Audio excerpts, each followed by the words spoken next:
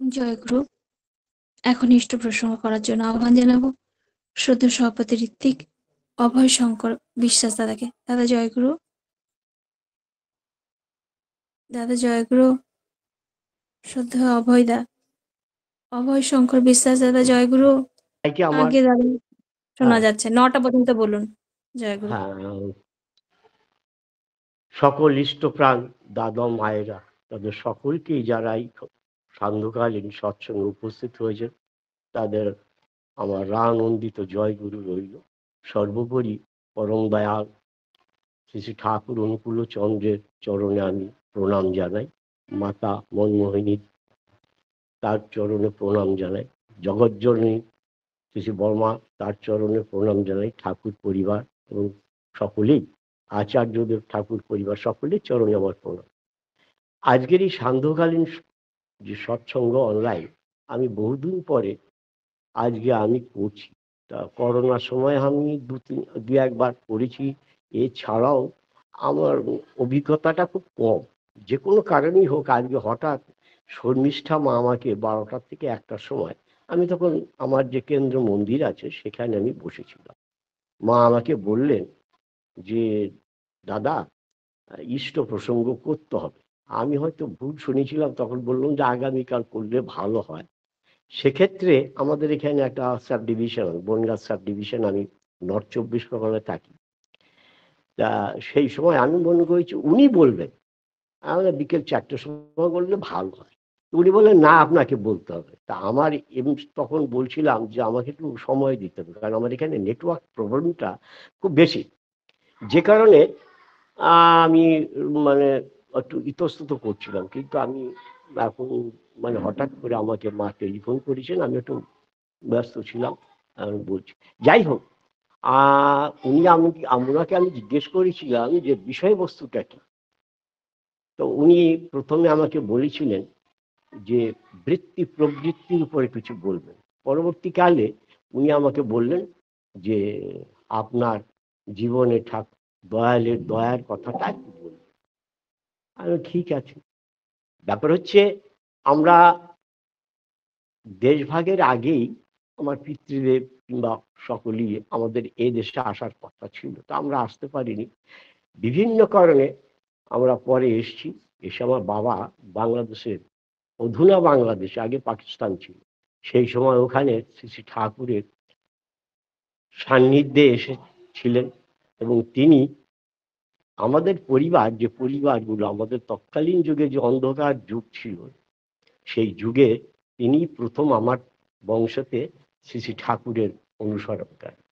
সেখান থেকে আমার পিতৃদেব স্বর্গীয় পীযূষকান্তি বিশ্বাস, তিনি একজন ঠাকুরের পরবর্তীকালে পাঞ্জাধারী ঋত্বিক দেবতা হয়েছিলেন। তা সেক্ষেত্রে আমার ঠাকুরকে ধরাটা আমার কাছে কোনো ব্যাপার ছিল না। আমি জানতেই পারিনি যে কখন শ্রী শ্রী ঠাকুরের দয়া আমাদের জীবনে নেমে এসেছে। তার দয়ার কথা আমার পক্ষে বলা খুব অসম্ভব ব্যাপার। সে সমস্ত সময়ই তিনি আমাদের রক্ষা করে চলেছেন, বিশেষ করে আমার এই পরিবারকে। আমার পিতৃদেব, স্বর্গীয় পিতৃদেব, তিনি ওদেশ থেকে এদেশেই আসেন।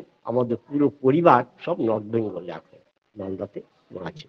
সেখান থেকে আমার বাবা দেখলেন যে এদের সাথে থাকলে তার সমস্যা হতে পারে, নিরামিষাশী হয়েছিলেন খুব অল্প বয়সী। সেখান থেকেই আমাদের এদেশে আসা, এবং তিনি আলাদা বাড়ি করে, আমরা এখন বনগাঁ 24 পরগনা উত্তরের বনগাঁর কাছাকাছি চাঁদপাড়া সৎসঙ্গ বিহারের আমি আছি, তার সাথে যুক্ত আছি। ছোটবেলা 1962 সালে আমার দীক্ষা হয়, তখন বাবা সহকারী প্রতিনিধি। দীক্ষা হওয়ার পরবর্তীকালে আমি তখন বুঝতাম না যে ঠাকুর কি। ঠাকুরের কে আমি দেখেছি আমার জীবনে, এটাই আমার সবচেয়ে বড় প্রাপ্তি। আমি যখন ছোট তখন মা বাবার সাথে হাত ধরে যেতাম দেওঘরে। দেওঘরে গিয়ে দেখেছি তিনি বসে আছেন একটা খালি গায়ে। কখনো কখনো দেখেছি তিনি বসে আছেন পার্লারে, সেখানে বসে ভক্তগণ, এখনকার দিনে যেমন, আজ থেকে 65 বছর আগের কথা বলছি, তখন কিন্তু এত লোকজন ছিল না, ঠাকুরের কাছে আমরা সরাসরি যেতে পারতাম। খুব কম সংখ্যক ভক্ত ছিল। সরাসরি আমরা গিয়েছি, কিন্তু যেহেতু আমি অল্প বয়সে আমার দীক্ষা হয়েছে, আমার ঠাকুর সম্পর্কে যে অভিজ্ঞতা, তখন আমি বুঝতেই পারিনি একটা সাধারণ মানুষ বসে আছেন, তার পাশে বিভিন্ন ভক্তরা গিয়ে তাকে প্রশ্ন করছেন, তার সাথে তার পরামর্শ নিচ্ছেন, বিভিন্ন দিক থেকে জীবনের যে সমস্যা, বিভিন্ন জীবনের বিভিন্ন দিক সম্পর্কে তার কাছ থেকে আশীর্বাদ নিয়ে জীবনেটাকে আলোর পথে নিয়ে গেছেন, উত্তরণের পথে। মানুষ থেকে, অমানুষ থেকে দেবত্বে পরিণত হয়েছেন, মানুষে পরিবর্তন হয়েছে। যাই হোক, আমি তখন ঠাকুরকে একটা সাধারণ মানুষ হিসেবেই দেখেছি। এখানেই আমার চরমতম ভুল। আমি যদি জ্ঞান অবস্থায় যদি আমি তাকে দেখতে পারতাম, 1900 ঠাকুর দেহ রেখেছেন 69 সাল, আমি তখনও ছিলাম এখানে কলকাতার বাবুঘাটে চিতাভস্ম বিসর্জন দিয়েছিলেন, এসেছিলেন। আমি আমার বাবার কাছ থেকে দেখেছি, শুনেছি, এবং আমার নিজের চোখেও দেখা। আমরা এখন যারা দেওঘরে যাই, অনেক পরিবর্তন। এই পরিবর্তনটা তখন আমি দেখতে পাইনি। একটাই মাত্র কুয়ো ছিল, যেটা মনমোহিনী ধামে। সেখানে সেই কুয়োর থেকে আমরা সব আমাদের প্রয়োজনীয় যে খাবার, জল, বিভিন্ন জল গ্রহণ করতাম। পরবর্তীকালে আস্তে আস্তে বিবর্তনের সাথে সাথে সৎসঙ্গের একটা বিরাট পরিবর্তন হয়েছে, আমার জীবনও পরিবর্তন হয়েছে। আমি বলতে গেলে কি, সত্যি কথা, আমরা কিন্তু মাংসাশী ছিলাম, আমিষাশী। আমার বাবা মা তারা সবাই নিরামিষাশী, কিন্তু আমরা আমাদের বিভিন্ন আত্মীয় স্বজনের বাড়িতে গেলে আমাদের এই স্বভাবটা, মানে আমরা একটু খেতাম মাছ মাংস, এটা বলতেই পারবো না। কিন্তু আমি মাছ মাংস খেয়েছি, কিন্তু সেটা আমার বাড়িতে হতো না। আমার বাবা খুব কড়া ছিলেন, ইষ্টভৃতি না করে আমাদের কোনোদিন জল খেতে দেননি। যদি কখনো কোনো ভুল ভ্রান্তি হয়েছে, তিনি আমাদের কড়াভাবে শাসন করতেন, এবং বাড়িতে আমাদের এই কাউকে এইভাবে দেখতে দেন। কোনো মাছ মাংস আমার বাবা থাকে, আমরা চাইতাম, বাবা তো যাজন কাজে বেরিয়ে যেতেন, তখনকার দিনে এতটা কমিউনিকেশন ছিল না, যোগাযোগ ব্যবস্থাও খুব অপ্রতুল। হেঁটে হেঁটেই তিনি যাজন প্রক্রিয়ায় যেতেন, দীক্ষা দিতেন, আবার বাড়িতে আসতেন। আমরা তখন ওনার এই যাওয়ার প্রতীক্ষায় বসে থাকতাম খাবার জন্য।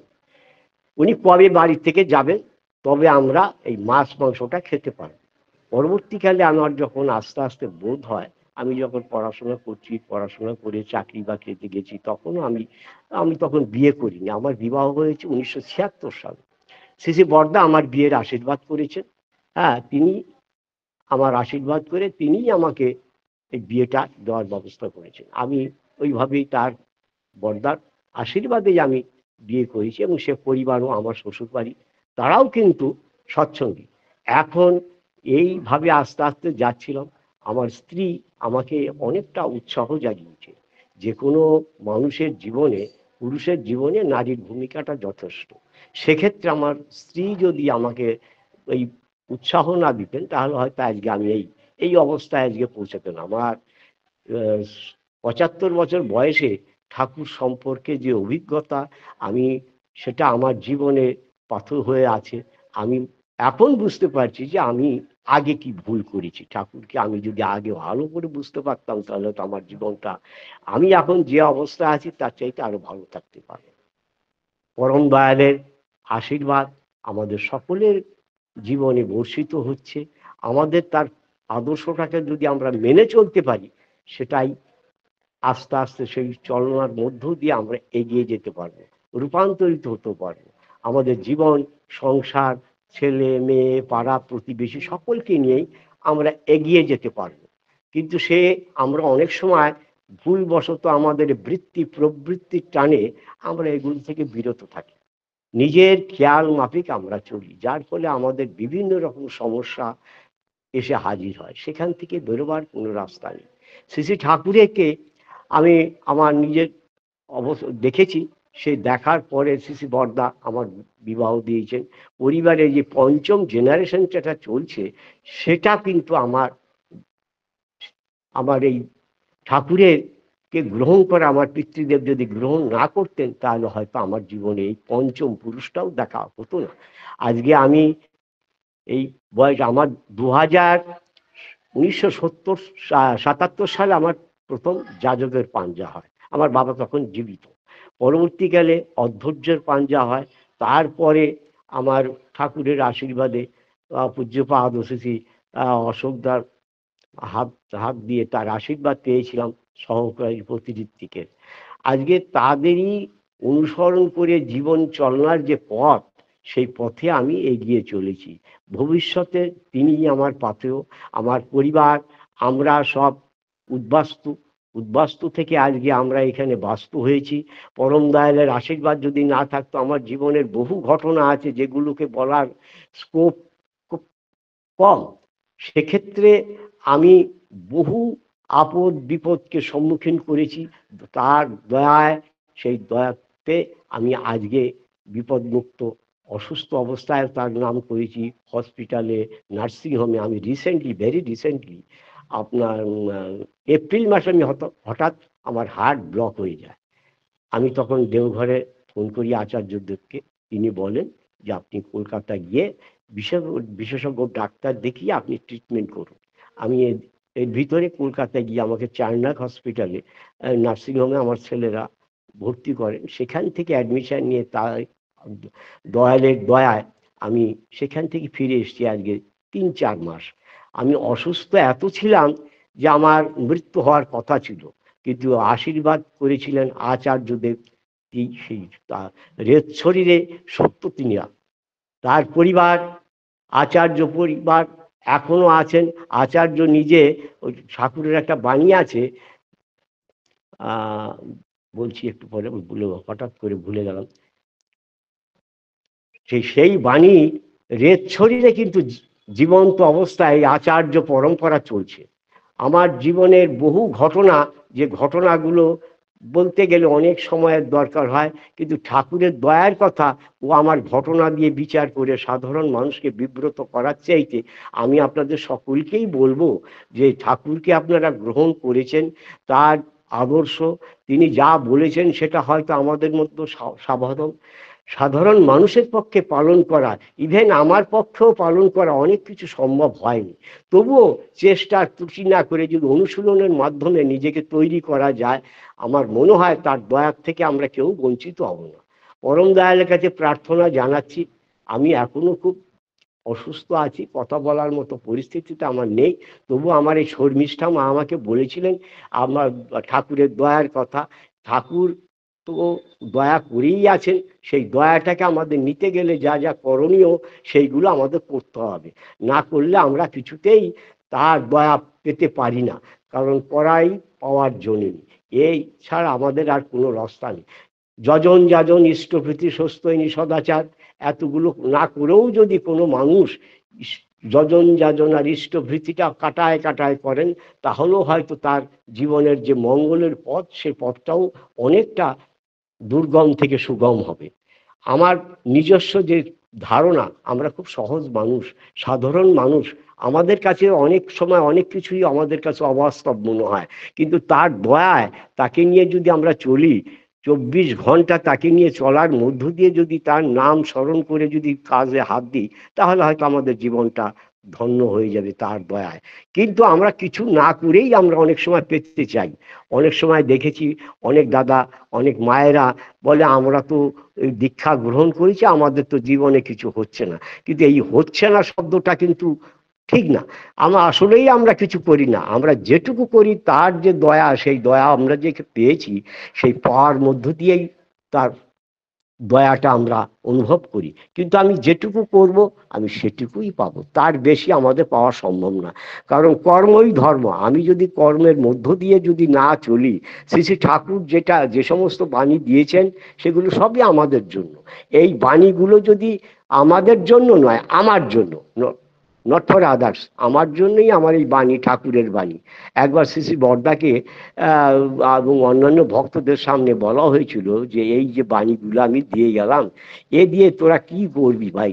তখন ভক্তরা যে যার মত বিনিময় করেছিলেন, কিন্তু শ্রী শ্রী বরদাকে যখন প্রশ্ন করা হয়েছিল, তিনি বললেন এই সব বাণী আমার জন্য। ঠিক তেমনি আমি মনে করি যে এই ঠাকুরের যে দয়া পেতে গেলে তার বাণীগুলো শুধুমাত্র নিজের জন্য যদি ব্যবহার করি, নিজের যদি প্রয়োগ করি, জীবনে অ্যাপ্লাই করি, তাহলে হয়তো আমরা তার দয়াটা পাবো। না করেই যে পেতে চায়, দুঃখ তার পিছে ধায়। পরম দয়ালের কাছে প্রার্থনা করি আপনারা যারা আজকে এই অনলাইন সৎসঙ্গে আছেন সকলেই তার দয়া কিছু না কিছু আপনারা পেয়েছেন।